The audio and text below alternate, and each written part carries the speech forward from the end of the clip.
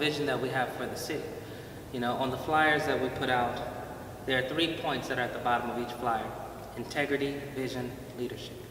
And this is something that I would say that there have been different mayors who've had portions of those things, and some could say that, Brewer was one of the better modern mayors.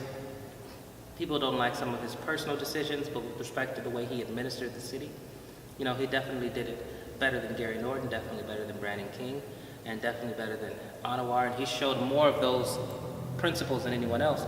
But definitely with respect to Gary, with respect to Brandon, integrity, that's a fundamental difference. We are going to be honest with the people. Which we rarely see in politics. Which we rarely see in politics, which we haven't seen in the politics of the city of East Cleveland. Which is one of the reasons why the government has been so closed and so, against being transparent. Because if people saw and knew what was being said about them and what was being done in their name, they would be outraged. So integrity, vision. East Cleveland can be something akin to the Harlem of the 21st century. A black arts and cultural district. But also, in addition to that, it can be a district where we bring about development without just demolition.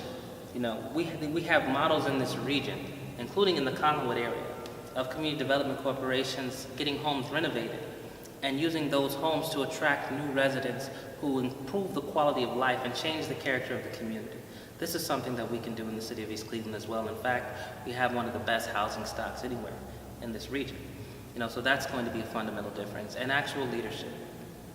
There's nobody else in this race who can say that they came into a situation that was thought impossible and they made a fundamental difference.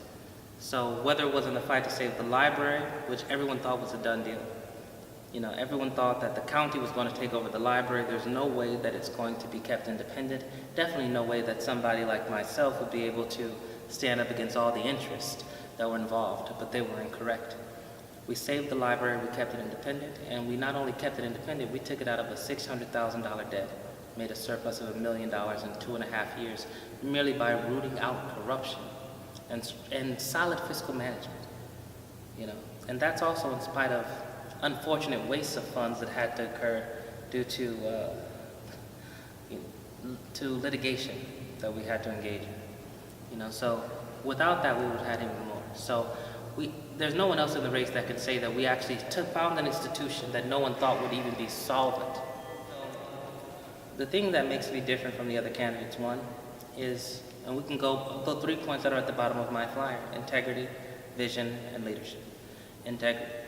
If you look especially at the last 2 mayors, there's been an unwillingness of both Gary Norton and Brandon King to be honest and level with the people of the city of East Cleveland. Really an unwillingness to even engage with the people of the city of East Cleveland. That is fun. That's where we differ fundamentally. I will have the most open and transparent administration in the history of the city of East Cleveland. Vision. If you were to ask Gary Norton, who was supporting the annexation, so he had no vision of East Cleveland even existed.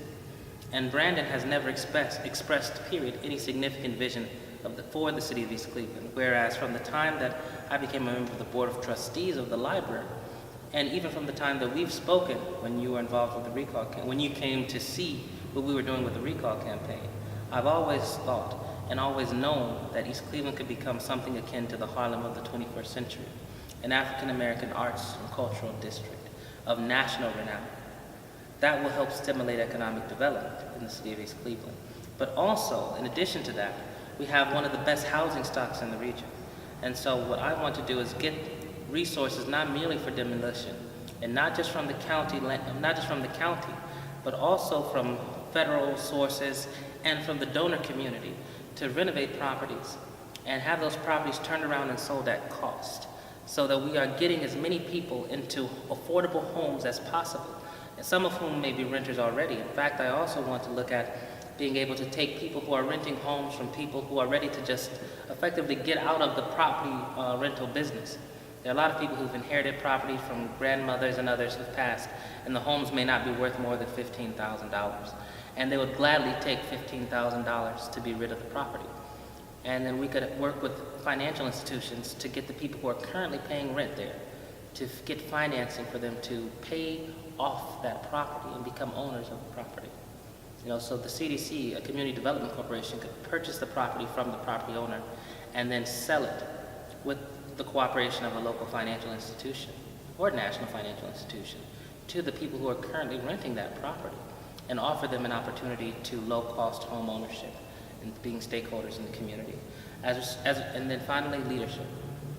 There's no person in this race who can say that they have taken any institution in this city and been involved in the turning around of that institution. The city of East Cleveland is currently in a fiscal emergency, state of fiscal emergency. The library system, when I became involved in the library fight, was in a significant debt situation. None of the so-called experts thought that the library was a viable institution. However, we took that library out of a debt of several $100,000 and created a surplus of $1 million in 2.5 years without receiving any grant funding. And that through strong fiscal management and also removing, let's just say, unwise contracting and in some cases just corrupt contracting. And we did that while we expanded the hours of operation, gave every employee a pay raise, gave all the employees the best medical plan that the company that we were contracting with even had to offer.